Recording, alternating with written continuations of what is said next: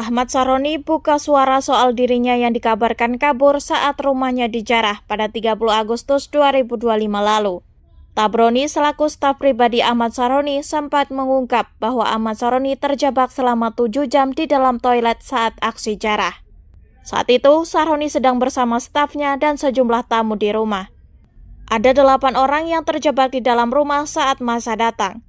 Mereka pun lari ke rooftop rumah untuk menyelamatkan diri. Saroni tak membawa telepon genggam saat bersembunyi. Tabroni dan staf lainnya tak bisa menghubungi Saroni hingga malam. Mereka baru mengetahui kabar Saroni sekitar pukul 22 waktu Indonesia Barat, setelah dihubungi oleh Feby Belinda, istri Saroni yang berada di luar Jakarta. Saroni akhirnya memanjat atap dan masuk ke rumah salah satu tetangganya. Ia kemudian meminjam telepon tetangganya itu untuk menghubungi istrinya. Kini, Ahmad Saroni membenarkan langsung soal kabar tersebut.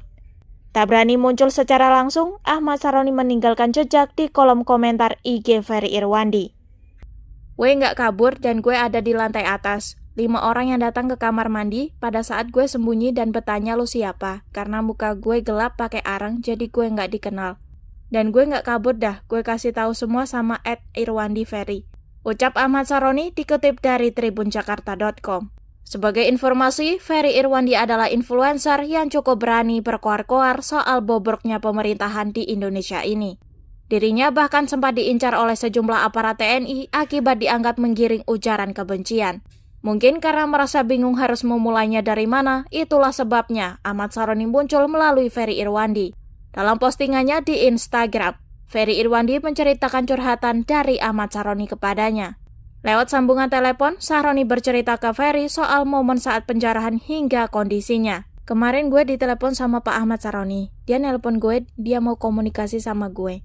Dalam percakapan via telepon itu, gue sampaikan beberapa kritik dan masukan masyarakat karena dia pengen tahu kan sebenarnya gimana gambarannya. Ya gue jelasin apa yang membuat masyarakat emosi." Ungkap Ferry Irwandi. Pasca resmi dinonaktifkan dari DPR RI dan juga rumahnya dijarah, Saroni mengakui kesalahannya. Saroni rupanya tersadar akan komunikasinya yang buruk kepada publik.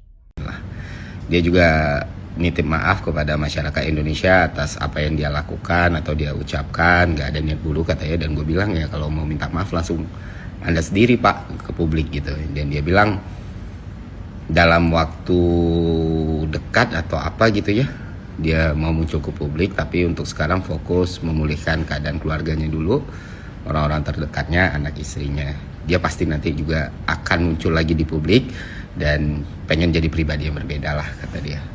Sambil mengevaluasi apapun kesalahan dia di periode itu. Itu sih kurang lebih gambaran percakapan kami di telepon.